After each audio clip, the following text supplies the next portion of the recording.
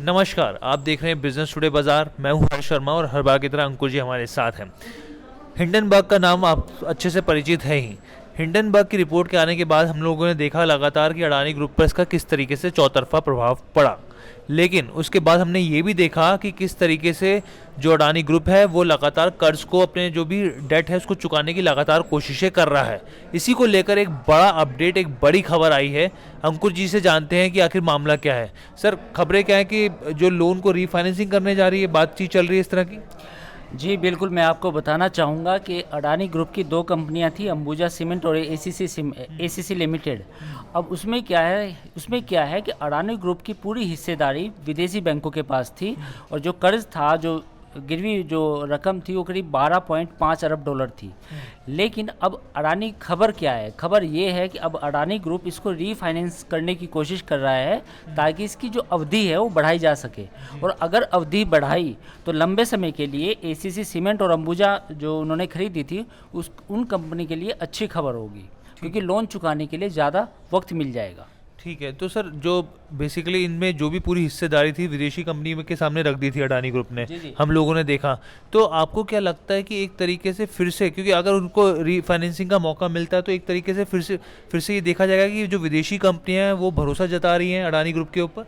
देखिए, ये बिल्कुल सही बात है कि अगर अडानी ग्रुप अपना जो उन्होंने लेवरेज लिया था, जो डेट का लेवरेज लिया था, उसको कम करता है या अपने डेट को रीस्ट्रक्चर करता है, उस तरीके से रीस्ट्रक्चर करता है कि कंपनी के फाइनेंशियल पर ज़्यादा असर ना हो, तो कंपनी के लिए अच्छी खबर है। अब मैं आपको बताऊंगा कि करीब 31,000 करोड़ की एक कुल रकम है जिसको अडानी ग्रुप चाहता है कि मैं इसको दूसरे तरीके से रीस्ट्रक्चर करूं और इस रकम को, जो शॉर्ट टर्म लोन है वो मैं जल्दी चुकाऊं और जो लॉन्ग टर्म लोन है वो ज़्यादा दिन के लिए, उससे ज़्यादा अवधि का रीपेमेंट का टाइम मिले।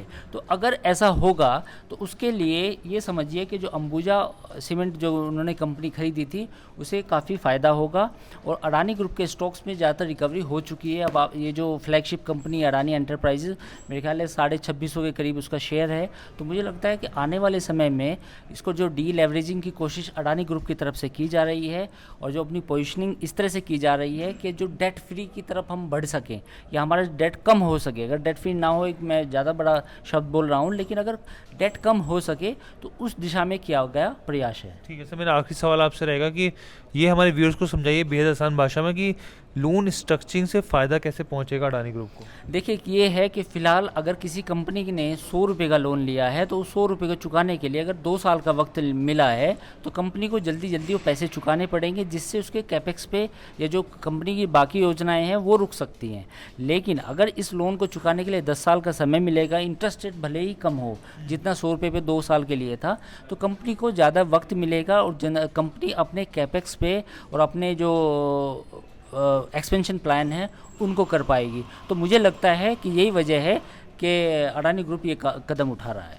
जी, तो हम लोगों ने आपको बताने की कोशिश की कि जब हिंडनबर्ग की रिपोर्ट आई थी उसके बाद से हमने लगातार कवरेज करी है कि किस तरीके से अडानी ग्रुप के शेयरों पे इसका असर देखने को मिला और इसके साथ ही कैसे जो अडानी ग्रुप है वो अपने कर्ज कंपनियों पे जो भी लदा हुआ कर्ज उसको चुकाने की कोशिश कर रहा है। और इसी संदर्भ में ये चीज़ जो अभी लेटेस्ट अपडेट आया, हमने आपको अपडेट करने की कोशिश करी। तो कैसी लगी आपको ये चर्चा, आप हमें कमेंट करके ज़रूर बताइएगा। और बिजनेस से जुड़े हर एक अपडेट को बेहद आसान भाषा में समझने के लिए देखते रहिए बिजनेस टुडे बाजार। वीडियो पसंद आया तो हमें लाइक, कमेंट, शेयर और सब्सक्राइब जरूर करें।